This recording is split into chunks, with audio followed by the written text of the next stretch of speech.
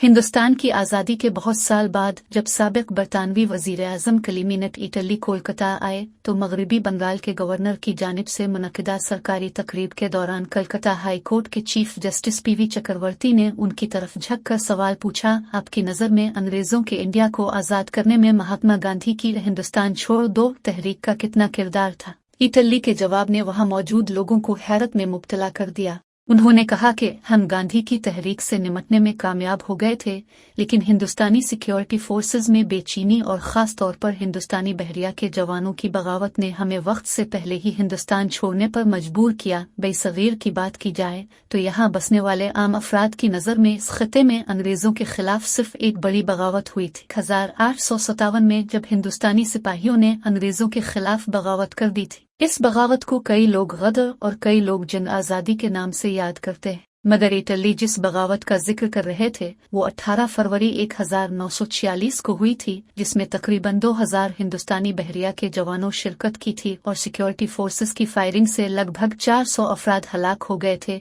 बहरिया के उन बागी जवानों ने बम्बे, अब मुंबई के आसपास समंदर में खड़े जहाजों पर कब्जा कर लिया था और अपनी 4 इंच तोपों का रुख गेटवे ऑफ इंडिया और ताज होटल की तरफ मोड़ दिया और अंग्रेजों को मुतनब्बे किया कि अगर उन्हें नुकसान पहुंचाया गया तो ये इमारतें मुनहदिम कर दी जाएंगी। यह बगावत 18 फरवरी 1946 को इस वक्त शुरू हुई जब मुवासलाती तरबियती मरकज HMIS तलवार के जवानों ने नारा लगाया कि खाना नहीं तो काम भी नहीं। उन्होंने खराब खाना देने के खिलाफ एहतजाज करते हुए अफसरों की बात मानने से इनकार कर दिया था। लेफ्टिनेंट कमांडर GD शर्मा अपनी किताब अनटोल्ड स्टोरी 1946 नेवल मिवटियटी लास्ट वार ऑफ इंडिपेंडेंस में लिखते हैं, इस वक्त बहरिया के जवानों को नाश्ते में दाल और डबल रोटी दी जाती थी। हर दिन एक ही किस्म की दाल दी जाती थी, यहाँ तक कि दिन के खाने में भी इसी दाल में पानी मिलाकर चावल के साथ पेश किया जाता था। 17 फरवरी की शाम को ही 29 बहरिया के जवानों ने एहतजाजन खाना नहीं खाया। इस वक्त ड्यूटी पर तैनात ऑफिसर बत्रा और सचदेव ने ना तो उनकी शिकायत पर तवज्जो देने की कोशिश की और न ही अपने आला ओहदेदारों को इसकी इत्तला दी। ये नौजवान खाना खाए बगैर सो गए। अगले दिन नाश्ते में फिर वही दाल डाल दी गई। बड़ी तादाद में बहरिया के जवानों ने नाश्ता करने से इनकार कर दिया और नारेबाजी करते हुए मेस कैंटीन से बाहर आ गए। उन्हें बहरिया के जवानों की बगावत पर 1946 नेवल अपराइजिंग शक दी एम्पायर नामी किताब लिखने वाले प्रमोद कपूर बताते हैं, इनकी तलवार पर बगावत की चिंगारी उनके देव कामत commanding officer Arthur Frederick King के नस्ल प्रस्ताना तर्ज अमल की वजह से भड़की थी। एहतजाजन बागी जवानों ने उनकी गाड़ी के टायर की हुआ निकाल दी और उसके बोनट पर हिंदुस्तान छोड़ दो लिख दिया। इस पर किंग ने चीख कर कहा, you sons of coolies, sons of bear. इस पर बहरिया के जवानों ने, जिनकी औसत उम्र 15 से 24 साल थी, कहा कि अब बहुत हो गया। पहले तो उन्होंने खाना लेने से इनकार कर दिया और अगले दिन से काम करना भी छोड़ दिया। सुबह को जब काम करने के लिए बिगल बजाया गया तो उनमें से कोई भी वहां नहीं पहुंचा। थोड़ी देर बाद बहरिया के नौजवानों ने ट्रकों पर सवार होकर बम्बे की सड़कों पर नारेबाजी शुरू कर दी।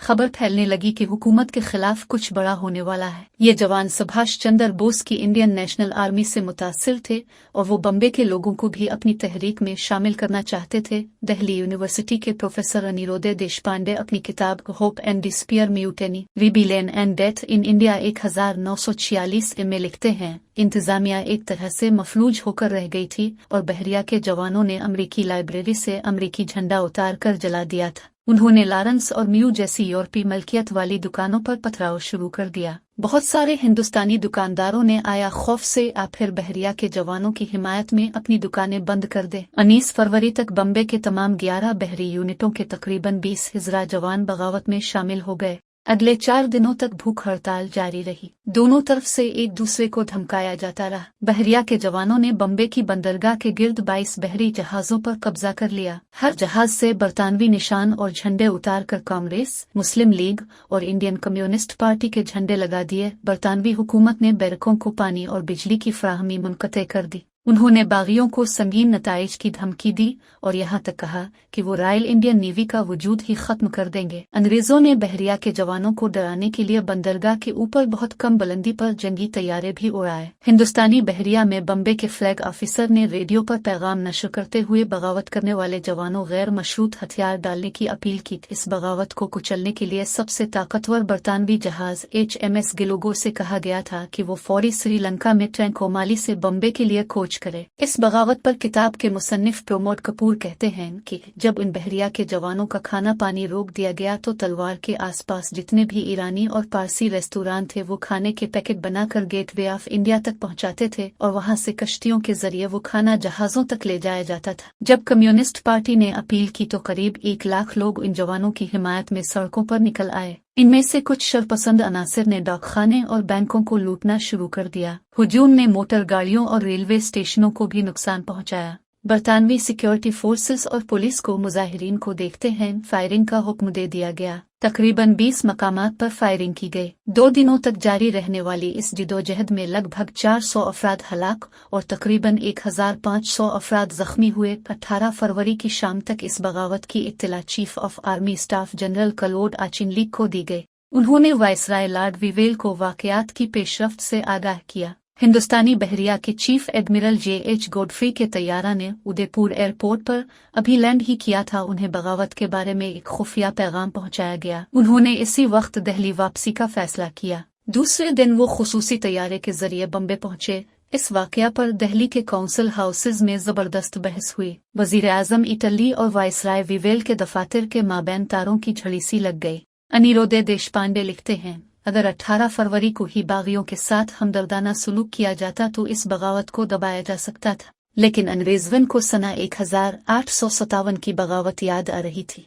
उन्हें खदशा था कि ये बगावत कहीं 1857 की तरह वसी शक्ल इख्तियार न कर ले, इसलिए उन्होंने तय किया कि वो इसे पूरी ताकत से कुचल देंगे। महात्मा गांधी ने ये कहते हुए इस बगावत की मुखालफत की कि ये उनके अदम तशद्दुद के उसूलों के खिलाफ है। कम्युनिस्टों ने न सिर्फ इस बगावत की हिमायत की बल्कि फौजियों को हथियार न डालने की तरगीब भी दी। कम्युनिस्ट पार्टी के तर्जुमान अखबार पीपल्स एज में गुमुधार अधिकारी ने गांधी, पटेल और नेहरू पर तनकीद करते हुए अपने एक इदारिये में लिखा कि पटेल ने मरने वालों के लिए आंसू बहाए हैं और उन लोगों की मजम्मत की जिन्होंने गुंडागर्दी की, लेकिन उन्होंने बरतानवी फौज की गुंडागर्दी पर एक लफ्ज भी नहीं कहा, जिन्होंने बगैर सोचे समझे फायरिंग की जिसमें सैकड़ों बेगुनाह अफराद मारे गए। कांग्रेस के सीनियर रहनुमाओं ने बहरिया के जवानों तहम्मुल का मुजाहिरा करने और मसले के पुरअमन हल का मशवरा दिया। इस मामले में कांग्रेस की रहनुमा अरुणा आसिफ अली ही मुस्तसन थी।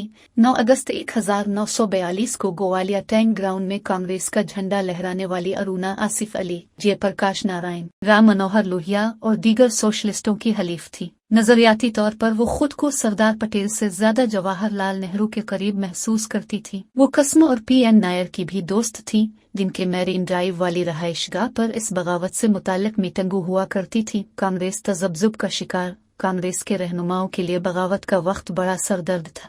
प्रमोद कपूर कहते हैं कि गांधी, नेहरू और सरदार पटेल बगैर किसी रुकावट के इक़्तिदार की मुंतकली के हक में थे। उनका ख्याल था कि अंग्रेजों के साथ खूनी लड़ाई से इक़्तिदार छीना नहीं चाहिए। उन्हें कहीं न कहीं ये ख्याल भी सता रहा था कि बरतानवी फौज की जानिब से सख्त कार्रवाई के नतीजे में कहीं आज़ादी के हुसूल में ताख़ीर न हो। दूसरी जानिब सरदार पटेल को यह भी खौफ था कि बहरिया के जवानों की ये बेकायदगी कहीं मिसाल न बन जाएगी और आज़ादी मिलने के बाद उन्हें भी इसका मज़ा चखना पड़े। दिलचस्प बात यह थी कि एक तरफ तो कांग्रेस के कायदीन तशद्दुद की मजम्मत कर रहे थे, लेकिन दूसरी तरफ वो ये जाहिर भी नहीं करना चाहते थे कि उनका बहरिया के जवानों से कोई सरोकार नहीं। आखिरकार 30 फरवरी को सुबह 6 बजे बगावत करने वाले बहरिया के जवान सफेद झंडे लेकर अपने जहाजों पर पहुंचे। MS खान ने ऐलान किया कि मौजूदा बदकिस्मत हालात में कांग्रेस ने हमें हथियार डालने का मशवरा दिया है। हम अंग्रेजों के सामने नहीं बल्कि अपने हम वतनों के सामने हथियार डाल रहे हैं। हुकूमत ने हमें यकीन दिलाया है